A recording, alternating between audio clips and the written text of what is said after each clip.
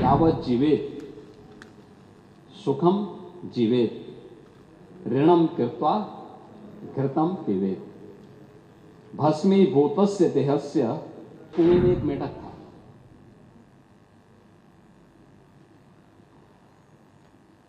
कुएं में पड़ा था, वहीं पैदा हुआ था, उसने दुनिया नहीं देखी थी। तो एक दिन बाहर का एक मेढक दुर्भाग्य से वहां आ गया।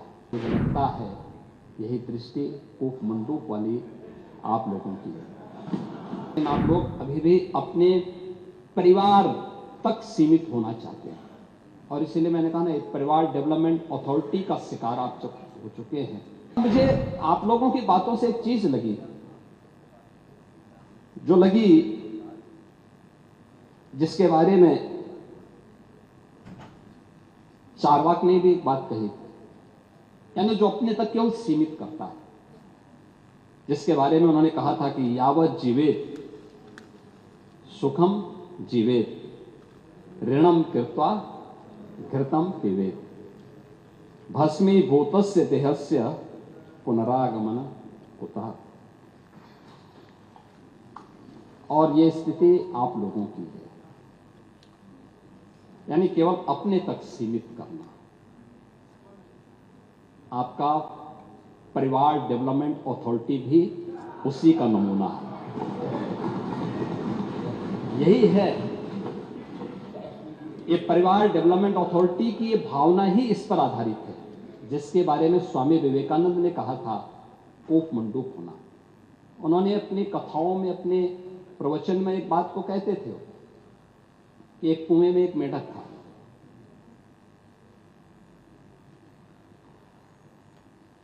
कुएं में पड़ा था, वहीं पैदा हुआ था, उसने दुनिया नहीं देखी थी। तो एक दिन बाहर का एक मेढक दुर्भाग्य से वहां आ गया। तो उसने पूछा, कहां से आए हो? उसने कहा, मैं समुद्र से आया हूं। कहा, समुद्र कैसा है? उसने कहा, बहुत बड़ा है। कहा, कितना बड़ा? तो उसने छलांग लगाई, तो कुएं की तो छलांग सीमित ही होगी। उसने कहा, क्या इससे बड़ा? उसने कहा, इससे भी बड़ा। उसने एक और छलांग लगाई, कहा, इससे भी बड़ा? कहा, इससे भी बड़ा। कहा, तुम झूठ बोलते हो। और मुझे लगता है यही दृष्टि कूप मंडूक वाली आप लोगों की है। दुनिया आगे बढ़ रही है, एक प्रतिस्पर्धा चल रही है, लेकिन आप लोग अभी भी अपने परिवार तक सीमित होना चाहते हैं। और इसलिए मैंने कहा ना, एक परिवार डेवलपमेंट अथॉरिटी का शिकार आप हो चुके हैं। प्रदेश को भी आप वहीं ले जाना चाहते हैं। क्या स्थिति थी 2017 के पहले? 2017 के पहले क्या नहीं है उत्तर प्रदेश में? क्या नहीं था? क्या नहीं था उत्तर प्रदेश में? खन्ना जी ने कल प्रातः संकल्प रखा था, तो उस समय उस संकल्प में उन्होंने कुछ बातें कही थी।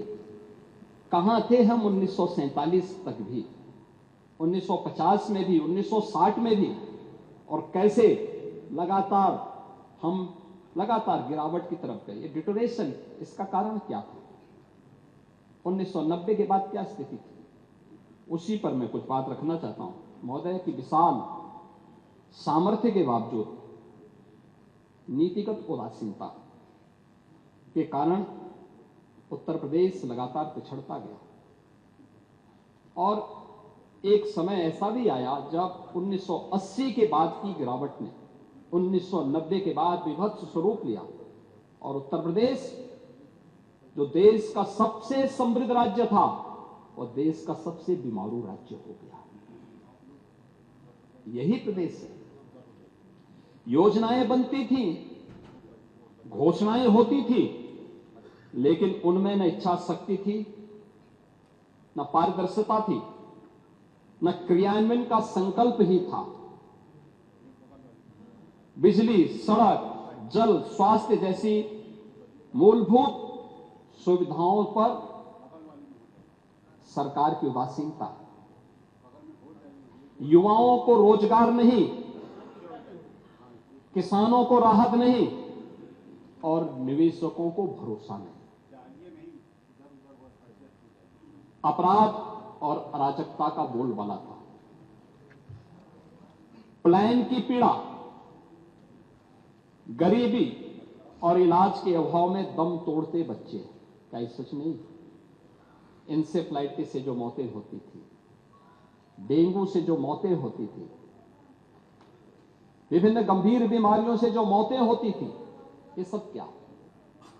सरकारी नौकरियों में भ्रष्टाचार, सरकारी योजनाओं में भेदभाव, भाई भतीजावाद कल्चर यहां हावी हो चुका था।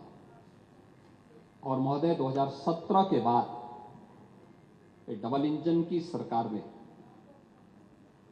कानून का राज स्थापित, अपराध और अपराधी के प्रति जीरो टॉलरेंस, उद्योगों के लिए सुरक्षित वातावरण और निवेशकों का ड्रीम डेस्टिनेशन, जल थल नभ की बेहतरीन कनेक्टिविटी, एक्सप्रेसवे, एयरपोर्ट, मेट्रो से जुड़ा, किसानों के खातों में सीधे सहायता जाना, युवाओं के हाथों में कौशल और रोजगार,